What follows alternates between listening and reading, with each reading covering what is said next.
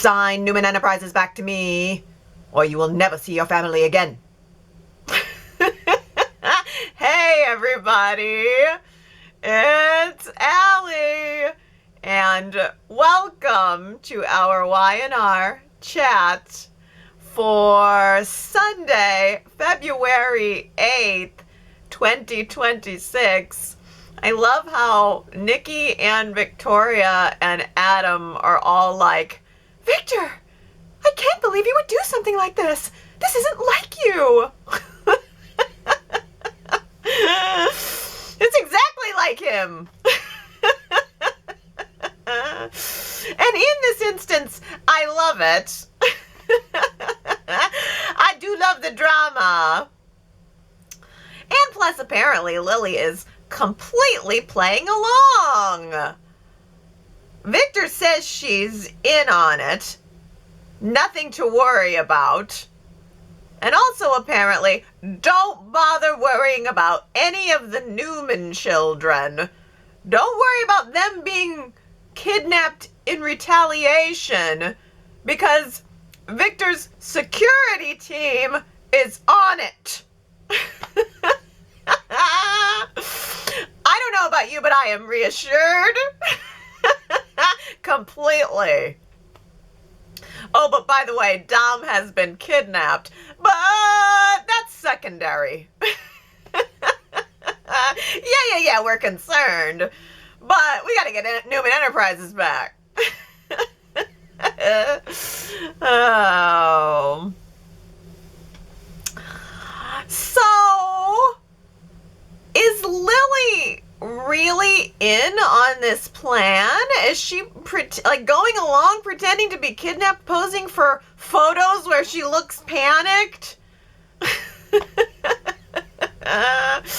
Going right along with Victor and Nikki, who also blatantly ruined her career for a time, lied to her.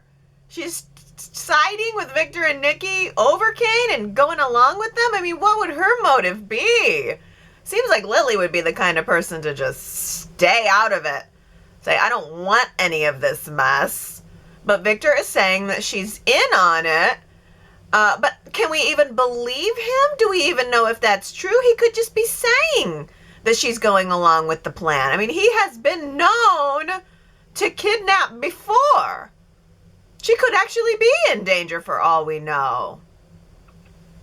I mean, Victor has been known to at least cause a few deaths. Oh, and this week, Cane told Victor, if anything happens to Lily and my children, even if it's on accident, there will be blood on your hands. And then there will be your blood on my hands. Ooh. Everybody keeps saying, oh, we've underestimated Cane Ashby. Cane Ashby, he's the real opponent for Victor. And I haven't been seeing it. I'm like, meh, Cane doesn't seem like, to me, a match for Victor. But then we have the previews for next week where Cane is lying on the bed with his eyes closed. And Victor is sitting right beside him. And then Adam comes around the corner like, huh? Well, what if Cane decided to try to frame Victor for his death? Now, I think that would be a really good and unexpected twist.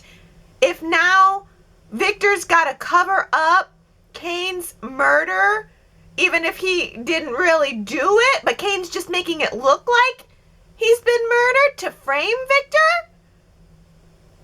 Or I don't know, I guess Cane could just be taking a nap. Phyllis and Cane taking over Victor's office? Okay, that was fun. It could have been bigger. It could have even been bigger. But I loved it. I really did. I honestly can't believe it's gotten this far. I can't believe that Victor would allow his portrait to be removed from that wall even for a few days. I'm surprised Victor's portrait wasn't spring-loaded with some kind of booby trap. Just try to remove it and you get shot in the face. Ooh. But I was dying the way that Phyllis had her heels kicked up on that desk, floating plans for how she was gonna redecorate the place. And then when Victor showed up and asked her to leave so that he could speak with Cane / blackmail Cane privately, Phyllis leaned into Victor real close and told him, "Fine, but don't mess up my desk." Ah! So good. It is clear that Phyllis really does not perceive the threat here. She has been through enough in this town, seen enough stuff go down to where she doesn't even register that danger anymore. She does not believe for 1 second that Victor would follow through with a threat against Lily. She's Devon's daughter. She's Neil's daughter. He would not do that to Neil's daughter. And Phyllis does not believe that Daniel would follow through with his threat to never speak to her again, to never let Lucy speak to her again. Daniel issued Phyllis an ultimatum this week, and she didn't even blink. She was like, "Oh, please, get over it." Really, truly, Phyllis is single-minded in her mission, because last week Summer disowned her. This week Daniel threatened to disown her, and she's just still focused on what new name to give the company. So Sienna has left Genoa City? Is this for real?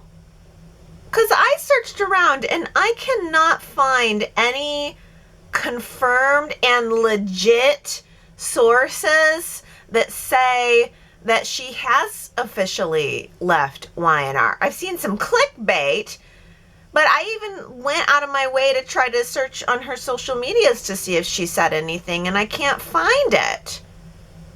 But this week, she left Noah a Dear John letter.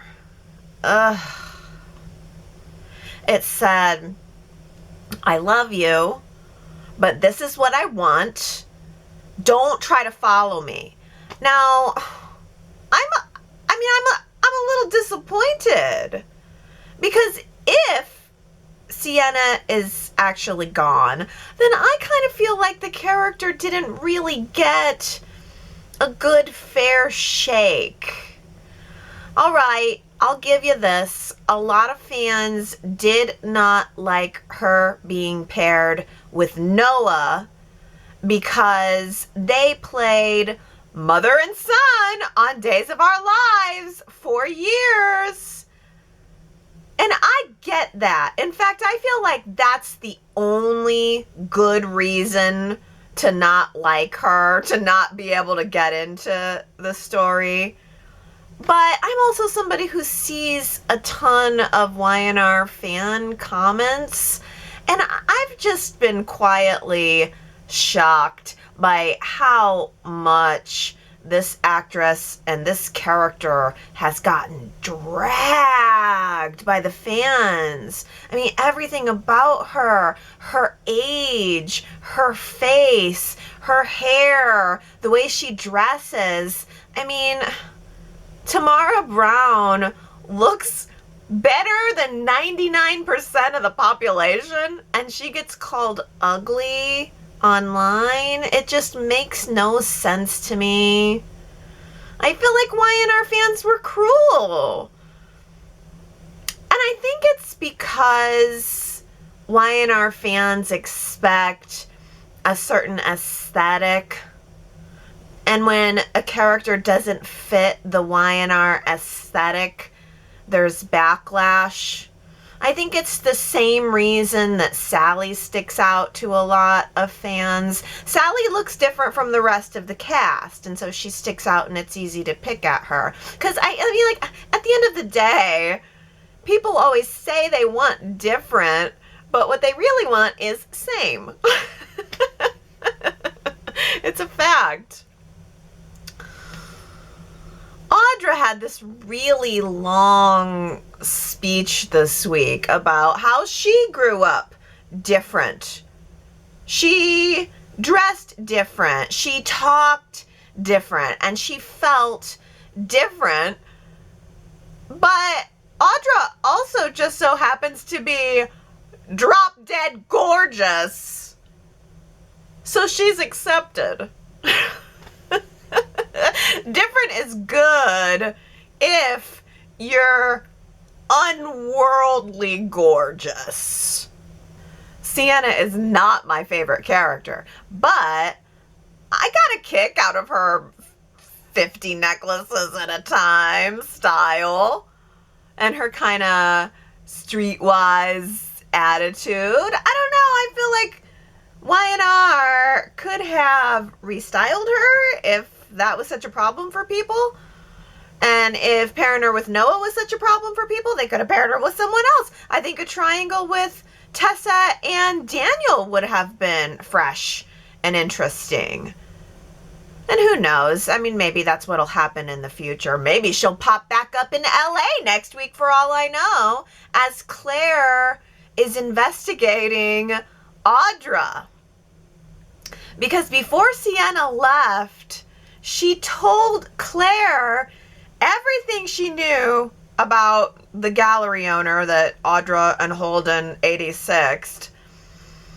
And now Claire is going to LA with Holden to get some answers. Although Audra was listening around the corner, so I'm sure Audra will be able to intercept at key points.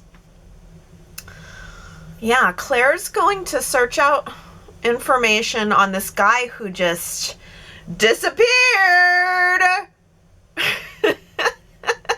The police weren't able to solve that mystery, but Claire will. And then Holden is on a mission from Cane to keep an eye on the private investigator who he hired to follow Lily's trail. I don't know, it seems like the PI should have been able to provide those hourly reports on his own, but okay. Is Mariah becoming the new Sharon? The I'm just gonna go completely mad character and everybody else is just gonna forgive her and forget? I mean, that is the soap opera way. You have to go mad for the drama, but then you have to be reeled back in to stay on the show. So last week I asked you guys, do you want to see Mariah go to prison for kidnapping Dom? And the vast majority of you, 79%, said no. Whether she deserves it or not, I don't want to see it on my screen. And that's how I voted too. But after watching this week's of shows, I want to change my vote. I want to see Mariah in a lovely orange jumpsuit. I think it would look so good with her hair. Because truly, the more I see her in action, the more I realize that this whole thing was premeditated. She stalked the house. She waited. She got a car seat. And now she's wearing matching trucker hats with Dom at some roadside highway diner. And she's got a plan to get out of the country. That is willful. That is knowing. And I don't care if Ian Ward or her dog told her to do it. She did it. She's doing it. This isn't just one snap. One snap, one bad moment of bad decision making.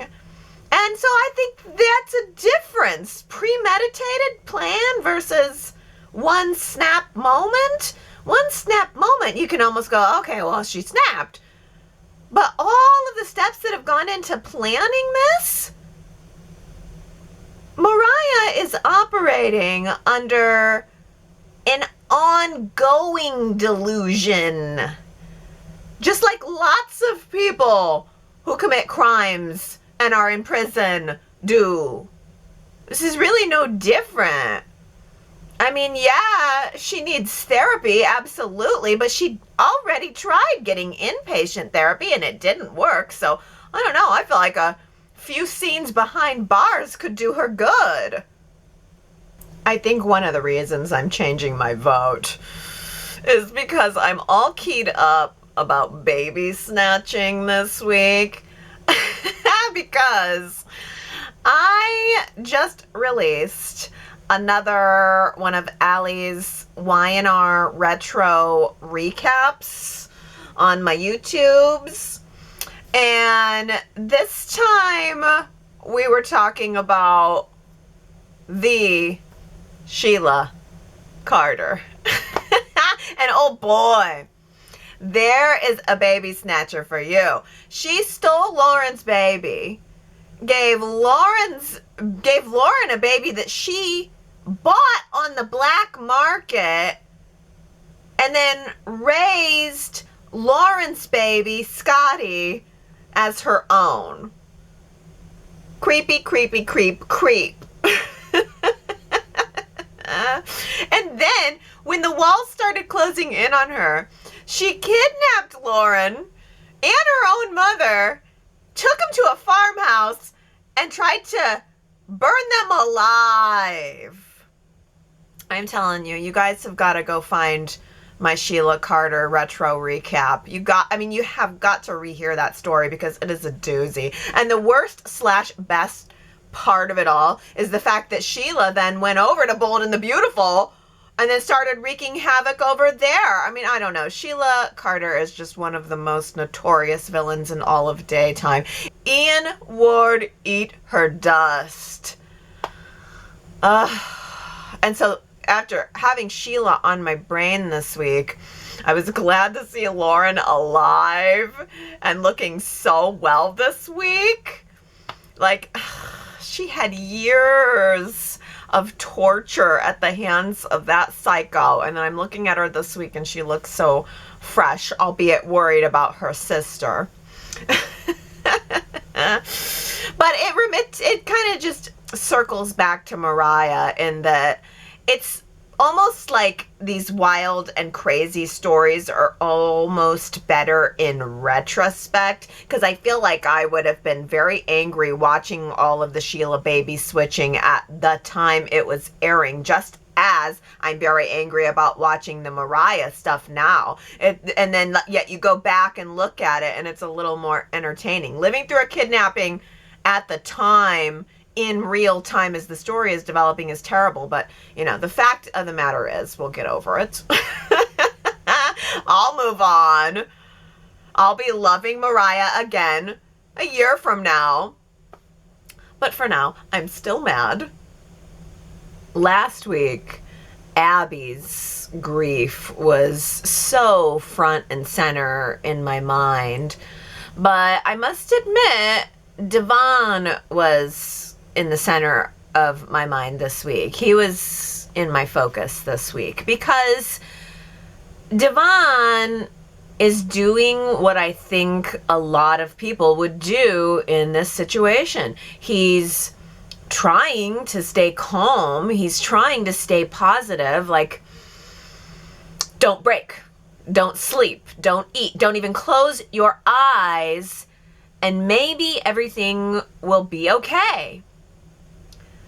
And I'm sure Devon is thinking, okay, if I keep it together, then that'll help Abby keep it together. Or at the very least, it'll give Abby the space she needs to fall apart if she needs to. But I have to be the one who doesn't fall apart. And that's so relatable to me. Devon, though, went so far this week as to suggest to Abby that he knows Dominic is safe because, all things considered, Mariah is their friend. Friend? Abby's face contorted a little bit when he said that, but I could tell that she just wanted to strangle him and say, our friend just kidnapped our child. Or maybe that's a projection because that's what I wanted to do. I would have a real hard time being friends with Mariah ever again. I can tell you that. In fact, she would never come near me or my child again because I would have a restraining order if she didn't go to prison. But it's more complicated than that, of course, because we're all interconnected in these Genoa City families.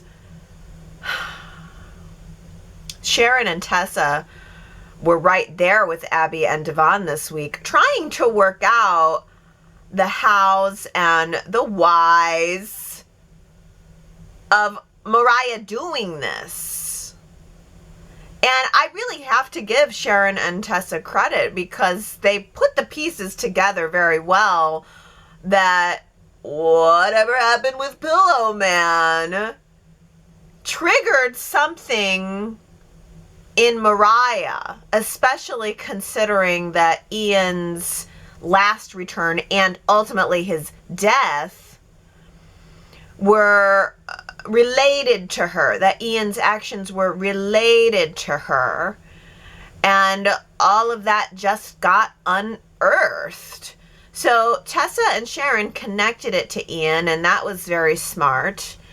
And then, of course, we saw a lot of flashbacks this week of Y&R reminding us that no, everybody, this story is relevant. We swear we have the flashbacks as proof.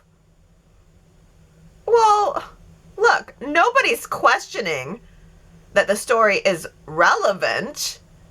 We're questioning the timing. The timing is what is questionable. Mariah is going on and on about the time that Dom spent in her tummy. But that was 4 years ago. Mariah is now straight up calling Dom Bowie. She's just renamed him. And she's telling Dom that she's his mommy. Really, Mariah? I mean, really? Dominic came from Abby's egg and Devon's sperm. You carried the child on a contract, an agreement that you signed with a 9-month term. That was your job. Your job was then done. And then 4 years went by. You have your own child now. But she didn't carry Aria in her tummy. So, according to Ian's version, Ian's thinking inside of Mariah's head, that bond just isn't as strong. But really. Dom's only mommy is, and always was, Abby. Biologically and in every way, Abby. But again, it is all like, because all these families are interconnected, it's extra sticky because first Chance was the dad, and then Devon was the dad. They're both the dads. Chance is Papa. And let me tell you, the situation it's even making Chance mad from beyond the grave. That's how bad it's got. Chance is mad from beyond the grave. But we have a new town cop now. Detective Burrows. Detective Burrows was like, yeah, the second I saw Genoa City, I was done with Los Angeles. And then Nick and Sharon called in a favor with the GCPD, and here I am. Not all relationships are transactional. What a very odd thing to say. Do you know who said it? If you want to find out, you should go to yrchat.com. Not all relationships are transactional. Okay. Hey, I have to say a special birthday shout out to Michelle. Michelle, your birthday is on February 10th. I love February birthdays because it's sort of like your birthday's so close to Valentine's Day, you could almost like really tag up. I propose you celebrate from February 10th through February 14th for that extra special 4-day birthday bonanza. That's what I will do on your behalf, Michelle. Happy birthday. Hey, Sherrod says, it seems that half of Genoa City's elite families are headed to Fairmount Crest. Victor, Jack, Diane, Devon, Abby, and Kyle are all headed to Beyond the Gates Country Club.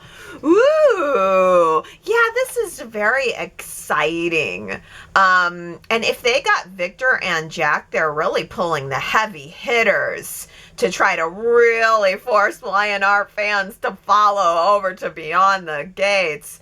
I think it's so exciting to have this new soap. I wish I had more time. I feel like I'm failing my soap legacy by not watching it, but at the same time, I've just got, my hands are full. I just know that I cannot pick up another regular soap. I'm resigned to the fact that I'm a YNR specialist.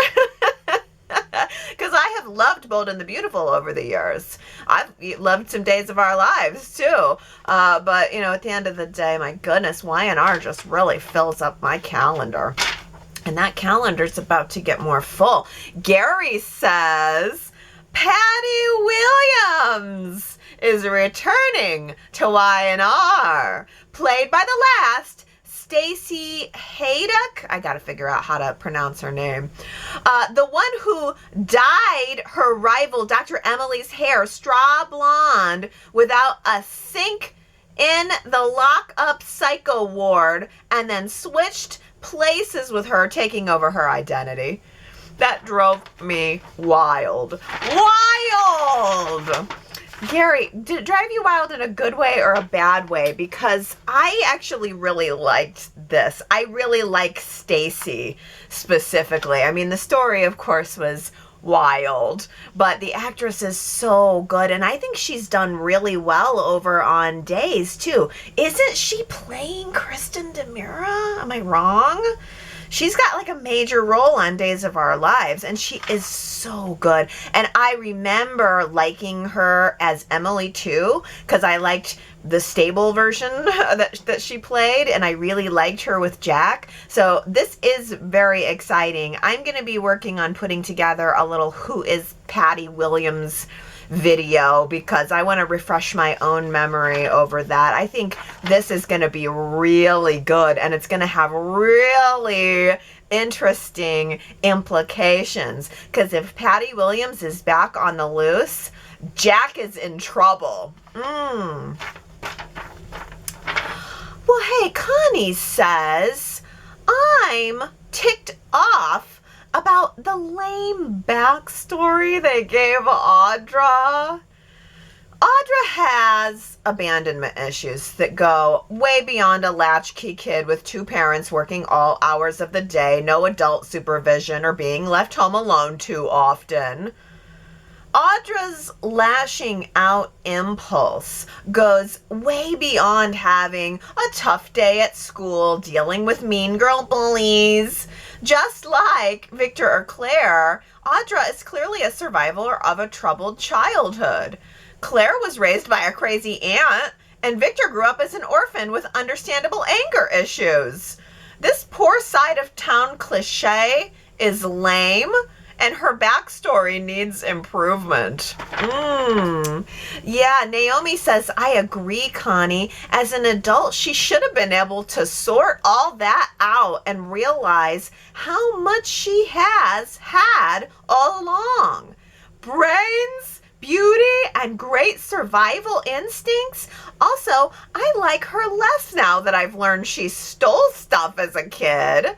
She really didn't have a poor kid experience because she stole stuff instead of doing without. You know, that's funny because I actually, I liked her less when she said that she made donations to the stores she stole from. I was like, whatever, you did not.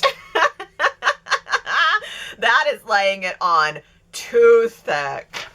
Sue W. says, well, whatever. Y&R regularly changes up the earned sympathy quota for any given character. Audra may be getting the not that person anymore makeover. Time will tell.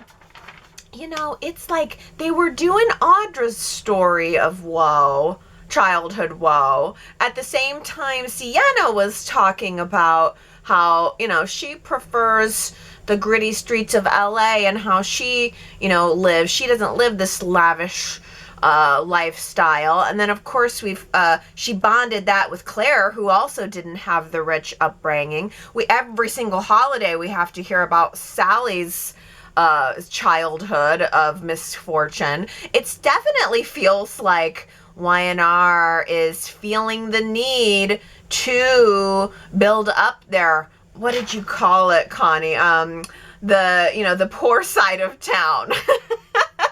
I mean, I kind of almost wonder, it's like maybe viewers don't like watching the fabulously wealthy anymore. Maybe that has become less appealing broadly to viewers, and they feel the need to make everybody more relatable. But that actually it works against my taste. I mean, I like a poor side of town, don't get me wrong, and Y&R has always had that. But you know, I also enjoy my Richie Riches.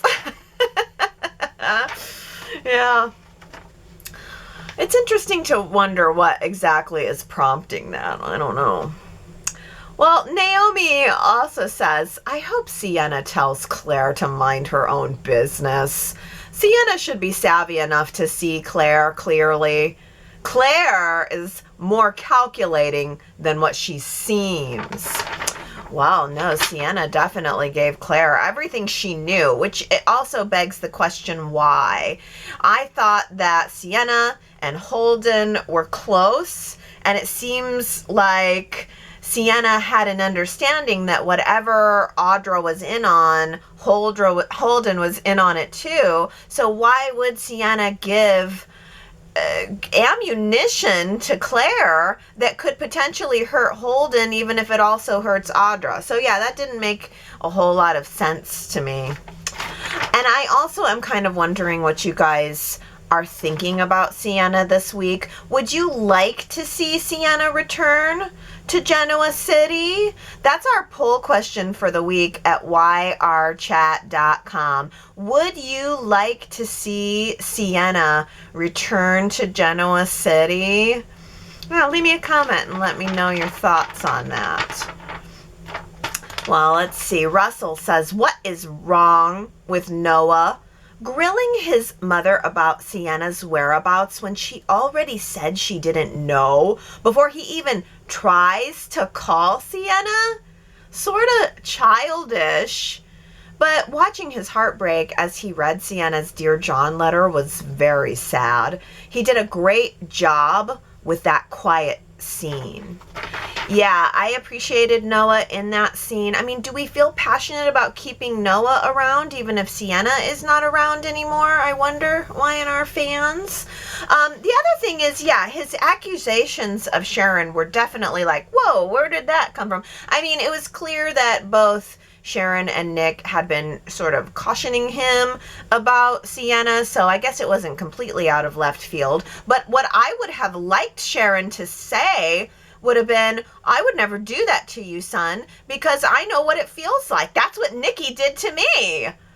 I also would have liked for Sharon to maybe mention at some point that she also kidnapped a kid. I remember her like running away with Sully.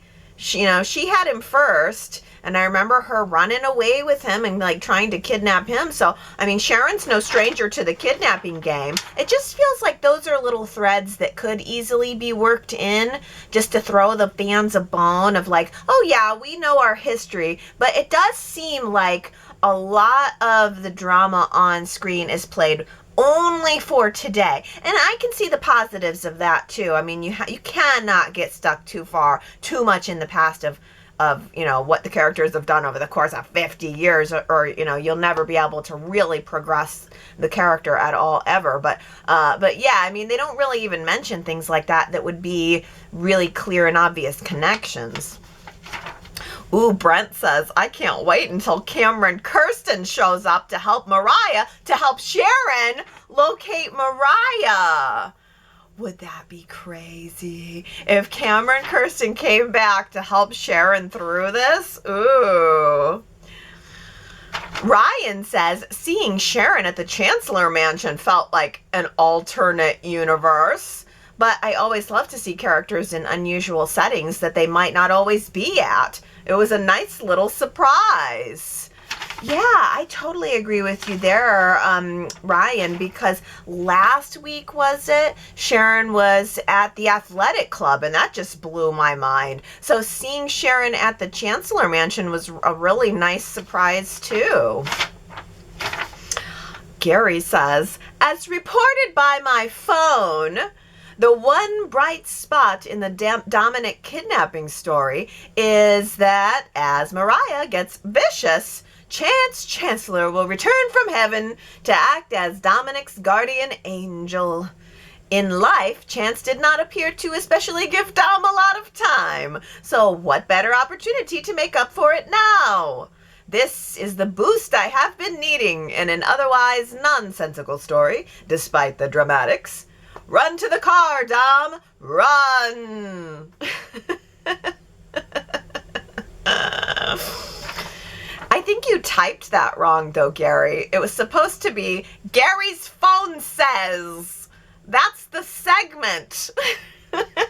Gary's phone says is its own segment, not as reported on my phone.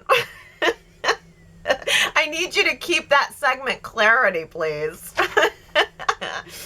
It was, and then when you wrote that, I was like, wait a minute, are we actually going to see Chance come back? No, he was just a plush police dog, but, and in a dream, just not quite what I was expecting when I saw your message, because did he come back? Did he? Well, Sharon W. says, 6 months ago, I, like other chatters, were not too interested in whether we saw much of Abby and Devon in a storyline at all. That's probably because they were never in a credible storyline. But on Monday's show, the two of them reminded me how much I have missed them. They are the best when showing what a sweet and loving family they are while raising Dom. Getting involved with Lily and the other family members is not that interesting, but the three of them as a story worth telling and would hold the audience's interest. I liked Abby's little social media post as well, Sharon W., I agree. Abby and Devon have been supreme through all of this. For me, that's the one bright spot. T. Nicole says, Devon makes it seem that because it's Mariah who kidnapped their child, that she is their friend, that this is something positive, and that Dominic should be safe with her. But I think it is also very dangerous that it's Mariah, because it will be a lot easier for Mariah to convince Dominic that Abby and Devon don't want him anymore, as Dominic knows Mariah is friends with his parents, and she's someone who has in some way been a part of his family. It's dangerous because Dominic doesn't even realize yet that he's been taken from his parents and have the chance to escape or get help. Mariah can more easily manipulate this child's mind. When Carrison was kidnapped by Aunt Jordan, he knew he was taken from his parents, Summer and Kyle. Yeah, that's the insidious part of it, T. Nicole, that it's because Dom knows Mariah and has a level of trust in her that it's even more dangerous. And now Mariah just going through the motions of telling her side of the story and the way she carried him and the way they were bonded, and then just hearing the words mommy coming out of her mouth. I think that like part of that is what really flipped me over of like, no, this is not okay. I mean, it was always not okay, but it needs to be prison not okay. Just a couple scenes, just so I can feel satisfied. Russell says next week, Jack and Nikki have got to stop hugging. It's really starting to feel like they may be headed for another try at romance. Oh, can you believe it? A couple weeks ago, Victor walked in on the hug that went too long. And now next week, Diane's going to walk in on the hug that went too long. I mean, that is so scandalous. This hugging all over town for everyone to see. It certainly does seem like it's building towards something, doesn't it? But, I mean, at the end of the day, I keep coming back to, wait. If Patty's coming back on the scene, then that's got to play in somewhere, even if it's just to feed some seeds of doubt for Diane and Victor. But I actually really like this. This is more the idea that Nikki and Jack could either fall back in love, or that there could be some indication or implication, or even just the idea of them having an affair. That to me is far more interesting than like anything that's going on with the Cane and Lily kidnapping. Victoria says it was cringeworthy hearing Jack talk to Billy. The negativity coming out of his mouth would have most people weeping. I saw no signs of smiling Jack. Jack really needs to do some self-reflecting. Billy accepting Chancellor makes sense.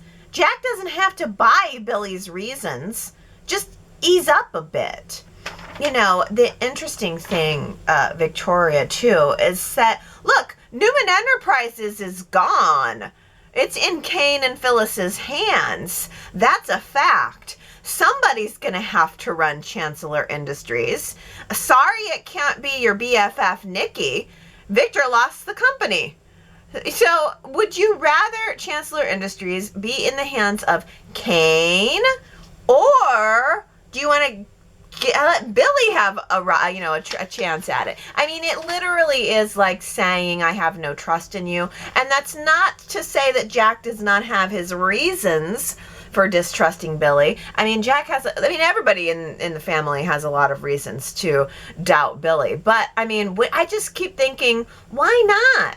Well, wouldn't you rather have Billy have it than Cane if you're Jack, or, even if you're the Newmans? I mean, Billy at least is connected through Victoria and the children and the family far more than Cane and Phyllis. Well, Phyllis also is connected to the family, but yeah. Diane K says, I am really liking Billy and Cane's friendship. Cane needs to be humanized instead of always being a villain. Oh, yeah, I like Billy and Cane's relationship too. They definitely are feeling a little bit more like brothers, especially when we throw in the Jill of it all. I really do not like this whole Jill is dying thing. Lauren being so worried about it. Everybody's so worried about Jill and her off-screen dying, but I find it hard to believe that she is actually dying. And if they are going to write her off, I want to see her one more time. I don't know if you want to hear this off screen, but yeah, I mean, I think it has bolstered Billy and Cane's relationship. Russell says, I got a great chuckle out of seeing Phyllis and Cane claiming the empty Newman office. I feel like Phyllis really wants her portrait over that fireplace. From Coca-Cola to Cane Cola, another rare occasion they dropped a brand name. I love Cane Cola. Cane Cola is really funny. I mean, yeah, I gotta admit, it was entertaining. And Phyllis and Cane do have some good lines between them. They're funny. It's funny watching them take it over, even if I don't think it's gonna last. Steven says, well, Daniel is well and truly over Heather's death. Victor kidnaps Lily, Maddie, and Charlie, threatens to kill them, and somehow Daniel's takeaway is that Victor is right. Oh, that's interesting, Stephen. That's a really good point. I mean, Daniel I think he's been so skeptical of his mother the whole way along that he had no problem taking the leap onto whatever the opposite side of her was. There was no, let me sit down and talk to you about this. It was just, nope, you're wrong. Give Victor back his company. Give him everything that he wants. And Phyllis is certainly not going to do that. Last week, our fill in the blank question was, the thing fans argue about the most is, and for my hat in the ring, my answer was Phyllis. I mean, it's constant. Fans are either furiously loving her or furiously hating her. But also, here's some other good things fans like to argue about. If Victor is a hero or a villain. Well, he's both. Yeah, he is. He's been both at times for sure. He was definitely more of a hero when I started watching, but he's definitely more of a villain these days. Fans argue about if the Newmans, the whole lot of them, should keep getting away with anything and everything. Yep. Fans also fight about if Claire should be with Kyle or Holden, if Adam and Sally should get back together. And of course, we love to argue about whether the storylines are plausible or absurd. Personally, I love the storylines that are plausibly absurd. Oh, well, I think that takes us just about to the end of our Y&R chat. But before we go, I couldn't help but notice that a few more people picked up the Fauna and the Flora this week, and I hope that you are enjoying reading it. I actually got a comment from Ellen that I just have to read, because Ellen says, I can't decide if I should set my decades of experience and feelings about the Young and the Restless aside and just try to approach the Fauna and the Flora characters with an open mind, or should I color my reading experience with my TV experience? Can I even be objective? Probably not. I'm predisposed to love Grace. I'm not falling for Victor the way others might. He is sus. But your writing and the world you created is so charming, Allie. The puns alone crack me up. Thank you for this comment, Ellen. I think you made my week. And that's so interesting. the Fauna and the Flora is very much inspired by The Young and the Restless, and I just don't even think it would be possible to not let your coloring affect it, because definitely my coloring affected it. So I think it maybe has to be a little bit of both. But I also really love that you love Grace, because Grace is very much inspired by Hope, Adam's mother. And the version of Victor that you're seeing in the Fauna and the Flora is very much inspired by the version of Victor that I first met. The Fauna and the Flora starts right there at the same place, inspired by where I started watching The Young and the Restless, where Victor is on an assumed identity and he winds up on Hope's farm and spends a good long summer drinking lemonade and hammering fence posts. That's the Victor I first met. That's the story that pulled me into The Young and the Restless. And so that's the story that inspired the Fauna and the Flora. And so I'm glad that you're feeling that. I'm glad that you're feeling connected to Grace. She was my first female. You know, I never knew Nikki and Victor when I started watching the show. I knew Victor and Hope. And so that's kind of where my springboard was. But I'm so glad you're enjoying it, Ellen. I was just really pleased to see that a few more people were picking it up this week, and I hope you're enjoying it too. I hope that you guys go check out my YouTube channel at Restless Forest Books, because you can read the book, and then also there's a read along series that's all in a playlist there, where you can have kind of like a Y&R chat, only an F&F chat as you're reading. So that's kind of a fun experience, a way you can kind of read my book with me if you're interested.